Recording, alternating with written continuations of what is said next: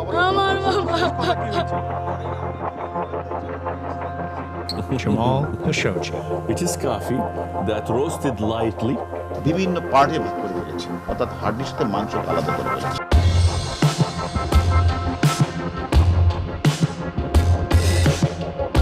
Jamal Khashoggi বিখ্যাত একটি নাম। গণমাধ্যমের জগতে পৃথিবী বিখ্যাত হয়েছেন তিনি।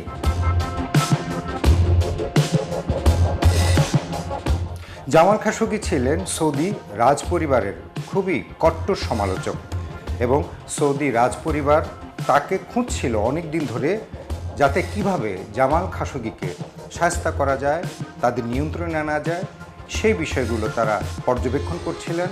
জামাল খাশোগির প্রত্যেকটা বক্তব্য, তার প্রত্যেকটা কথা, তার প্রত্যেকটি কলাম এবং CNN, BBC এবং ওয়াশিংটন পোস্ট থেকে শুরু করে বিভিন্ন সংবাদ মাধ্যমে সৌদি যুবরাজ এবং সৌদি সরকারের বিরুদ্ধে তার যে বক্তব্যগুলো, সৌদি সরকার বিশেষ করে বর্তমান যে সৌদি বাদশাহ রয়েছেন তার এবং তার পরিবার খুব নিবিড়ভাবে পর্যবেক্ষণ করছিলেন জামাল খাশোগিকে কিভাবে আয়ত্তে আনা যায়, কিভাবে গ্রেফতার করা যায়।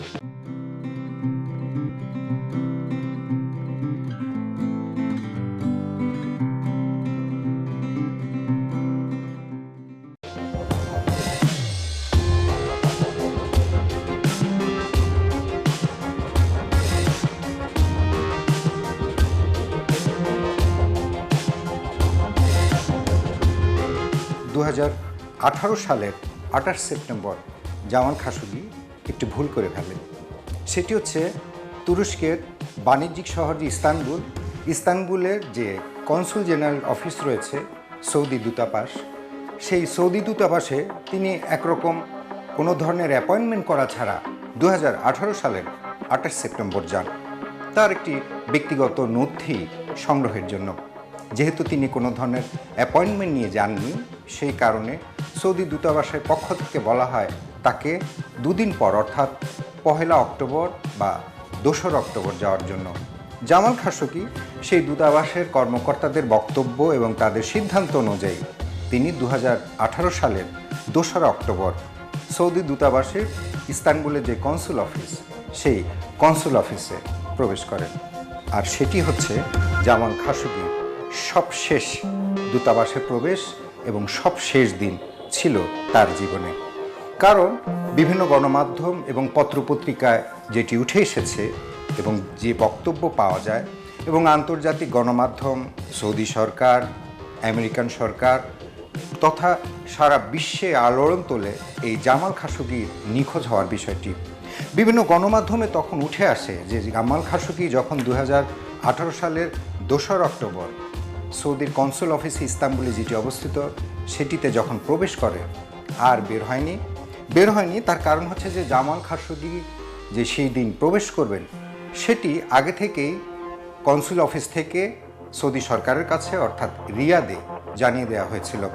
জানিয়ে দেওয়ার কারণে যেটি বিভিন্ন গণমাধ্যমে উঠে এসেছে, রিয়াদ থেকে অর্থাৎ সৌদি আরব থেকে একটি টিম পাঠানো হয় 1 অক্টোবর জামাল খাশোগিকে কোনোভাবে তাদের আয়ত্তে নিয়ে আনবার জন্য। এবং সেই অনুযায়ী একটি দুধর্ষ দল একটি জেট প্লেনে করে ইস্তানবুলে 1 অক্টোবর যায় এবং তারা ওঁত পেতে থাকে।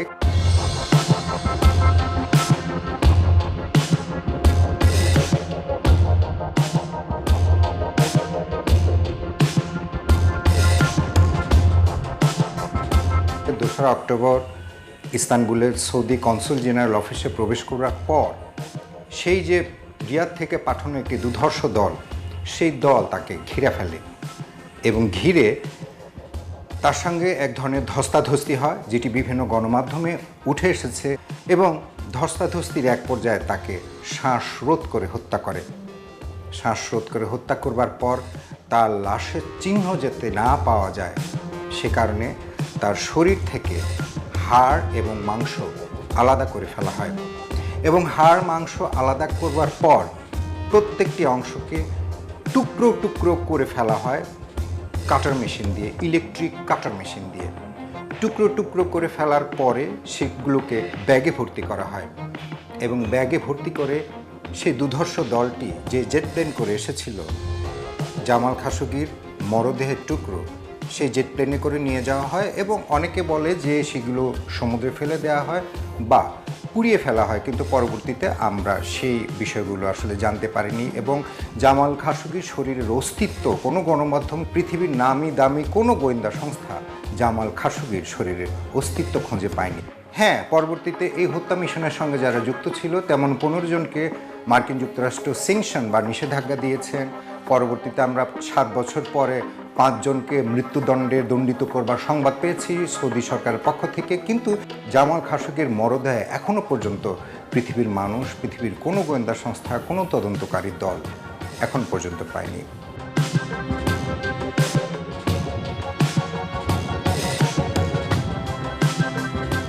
জামাল খাশোগির ঘটনাটি পুনরাবৃত্তি করেছে এই কারণে, গত 12ই মে ঝিনাইদহ 4 আসনের সংসদ সদস্য আনোয়ারুল আজিম আনার তিনি কলকাতায় একটি ব্যক্তিগত উদ্দেশ্যে যান এবং 13ই মে কলকাতার একটি নিউ টাউন এলাকার সঞ্জীবা গার্ডেন নামে একটি ফ্ল্যাটে জামাল খাশোগির মতে সবশেষ প্রবেশ করেন। কেউ বলছে হানি ট্র্যাপ, কেউ বলছে ব্যবসায়িক ডিলিংস বা নানান তথ্যপত্র পাওয়া গেছে, কিন্তু আনোয়ারুল আজিম আনারকে যেভাবে হত্যা করা হয়েছে মনে পড়ছে সেই জামাল খাশোগির হত্যার বিষয়টি। আনোয়ারুল আজিম আনারকেও শ্বাসরোধ করে হত্যা করা হয়। প্রথমে তাকে ক্লোরোফর্ম দিয়ে অজ্ঞান করা হয়, তারপরে তাকে বালিশ চাপা দিয়ে শ্বাসরোধ করে হত্যা করা হয়। শুধু তাই নয়, জিহাদ নামের এক কসাইকে এনে রাখা হয় তার শরীর টুকরো টুকরো করে ফেলবার জন্য, সেই সৌদির দুর্ধর্ষ দলটির একজন সদস্যের মতো। জিহাদ হাওলাদার এখানে একজন কসাই হিসেবে, মানুষ কাটার কসাই হিসেবে অবতীর্ণ হন।